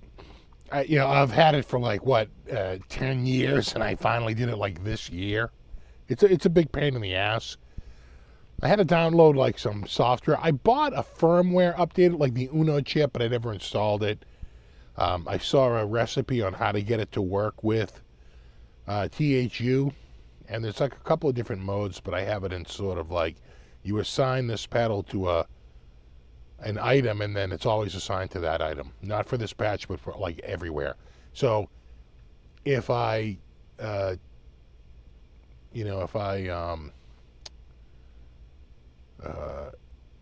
if I assign number 9, and again, and the wah, which is an expression pedal, then you have to calibrate the pedal so it knows like where 0 is and where 127 is. Then you assign it to the patch through like a MIDI learn process. It's actually, it sounds worse than it is. It's actually faster than it sounds. And then once you do that, boom, you're good to go. And then it will work. Even if you create a new patch, if you add that cry maybe wah, this will always work. If I hit number 9, and then it will activate that pedal, and then it'll all work together again. Like sort of like once it's in there, it's in there. But it's not very flexible, right? Because like 9 is like forever assigned to that wah. And like I think I have 1 or 2 assigned to the tuner. I think I have 6 or 7 assigned to like a phaser. So I have a few different assignments, but it's not very, like I said, it's not very flexible. And it's a bitch to program. I literally had to download this like system exclusive program, and like it was a big pain in the ass, and send system exclusive messages over MIDI to program it. It was a bit of a pain in the ass. But like I said, once it's done, it's done. I haven't messed with it since like months ago when I first started to do this. I finally dug it out. What was the Gibson going dark? They released a new series of dark walnut finishes exclusively through Gibson, which I think we all agreed looked good on the mahogany, and the maple was sort of iffy.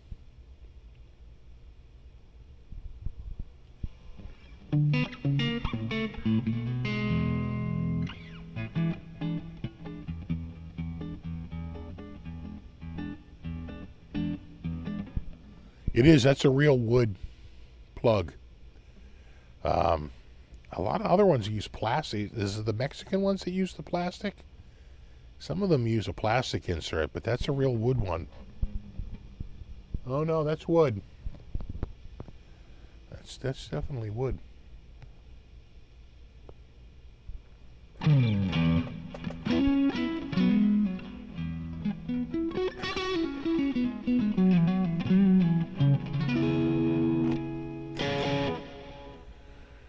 It's just a walnut stain, the Gibsons.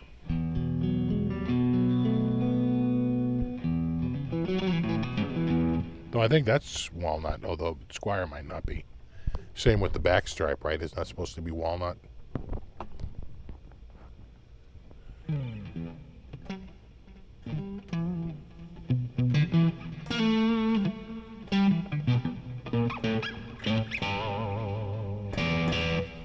The best pedal power supplies? I'm the wrong guy to ask about that. I don't really run a pedal board. The FCB10 has its own internal power. You just literally plug it into the wall. I don't know. I had some stuff from, what were they called? Like Road. Oh, geez, I can't. Roadstar? I forget now. Roadster? I think I had an Epiphone one that worked pretty well. I don't even know if they make those any longer.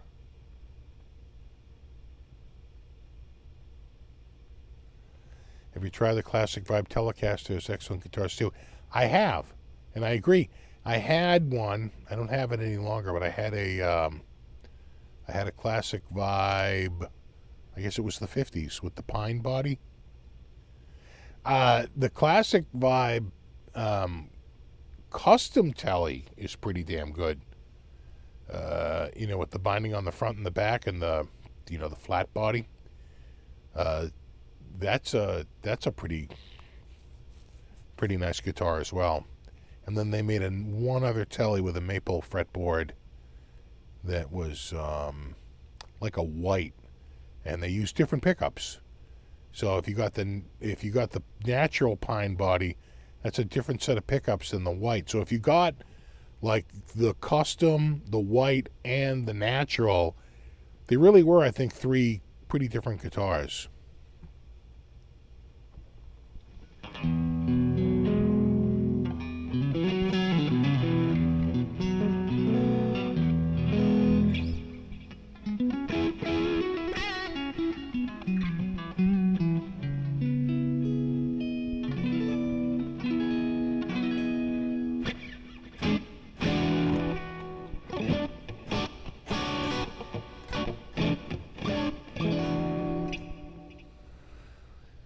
Yours is the custom, yeah. Yeah, they made, I think, 3. They're all really good. This one is made in Indonesia. The first one I had was made in China. And those got a lot of love. Those were very, very loved guitars, those Chinese-made Classic Vibes. So when they switched to Indonesia, it was like, I'm hoping it's not going to take a big hit in quality, and they're not. They're pretty much the same. There's a certain level, they've got to hit.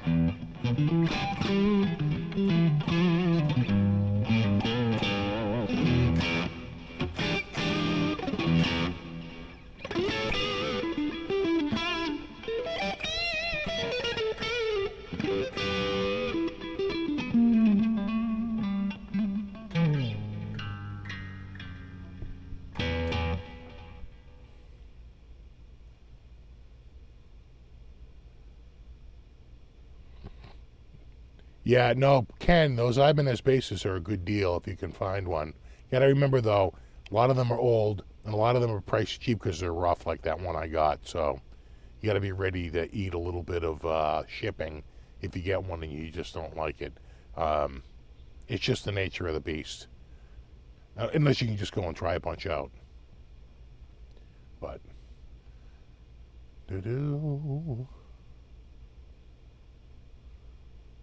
Chapman announced they're going to make pro-range guitars from now on. Some people weren't happy. So when they say pro-range, like that high-end stuff, like it's only going to be like thousands of dollars, or when you say pro-range, you mean like $1,000 to $2,000, and no more like sub $500 guitars.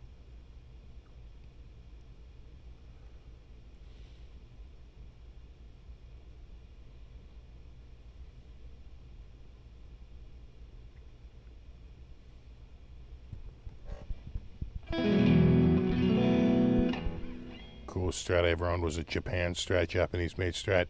Yeah, I've owned a few over the years. I have 2 right now, MIJ. An ST54, the 54 Strat, and an ST65, the 65 Strat.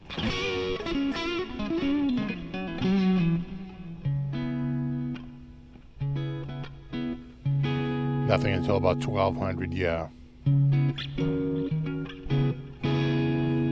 You know what? It's tough to compete in those lower spaces, and Now you're competing with everybody on Amazon. 10 years ago, there wasn't really a lot of guitars being sold on Amazon. 5 years ago.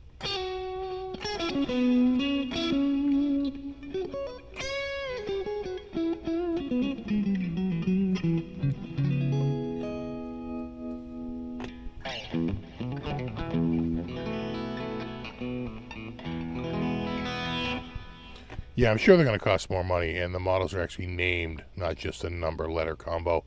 Well, the other thing is when you name a guitar, you can get a trademark. A lot of just number combos are untrademarkable.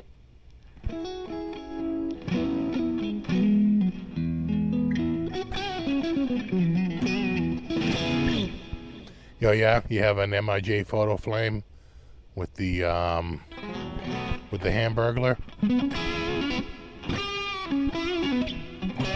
Those were great guitars. I remember when we got them in. I couldn't believe it was a photo. I'm like, this is a photo. They're like, that's a photo. Because as you turned it in the light, it changed, right? It looked real. But it was some sort of photo process that they had by, I want to say, Fujifilm.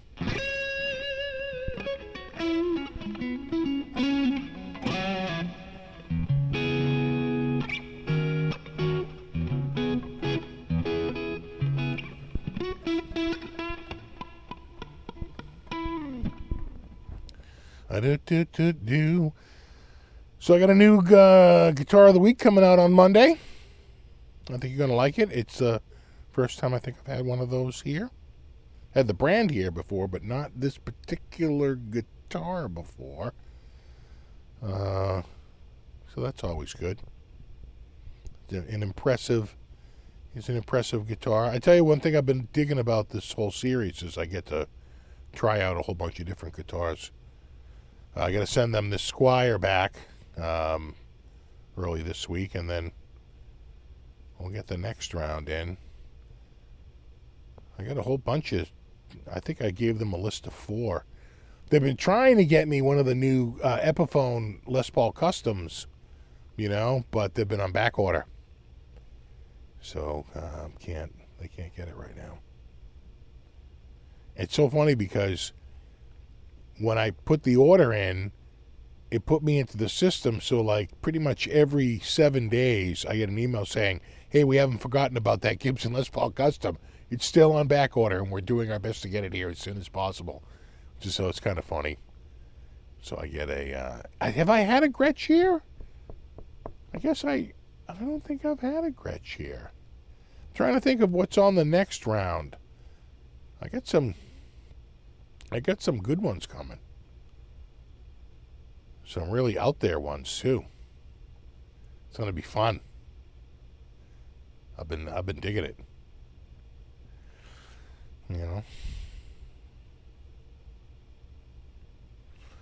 What has Zion said about getting you a JS Ibanez? They could, if they have it in stock. They'd send it. But I've been trying to not get into the 1,500 to 2,000 and plus area. I think the most expensive guitar I've had here so far, I want to say was maybe $13.99. That might have been that ESP. Or $14.99, that decked out ESP LTD with the Floyd Rose and the EMGs and all that. That one was up there. Most of the guitars, the overwhelming majority of guitars have been under $1,000. And I've been trying to get these in like Squiers, just to kind of show that, you don't have to go nuts spending money. You can get a really nice guitar. So I would, I'm sure they did send me a JS. I could take a look and see what they have for inventory, see if they have any in stock. Just throw it on the list.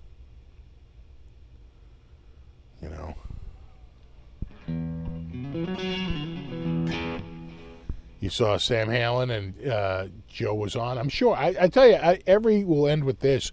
Every bit of footage I've seen of Sammy with Satriani has been friggin' on fire. They've been sounding really, really good. So, they were giving Satriani some shit from his Stern appearance, but it was misplaced. The guy's a pro, you know. You like the Jackson? Yeah, I thought the blood color was really good, to the ox blood. It was really neat, really nice. Yeah, absolutely. All right, dudes. Thanks to everybody for hanging out. Super extra special thanks to anyone who contributed. That is always appreciated. And of course, brofist to my mod squad. Hashtag brofist. Hashtag mod squad. And we will do it all again 1 week from tonight. And there you have it. Have a wonderful week. Check out Monday's Guitar of the Week. And there you go. No, you rock. I'm going to go see if there's any pizza left. Kind of getting a little hungry. All right. Have a wonderful week. Check out my Guitar of the Week on Monday. And I'll see you all in a week. And have a wonderful week. And I will see you 1 week from tonight. And there you go. Have a great week. Be careful. Play guitar. We'll do it all again 1 week from tonight. There you go. All right. Later.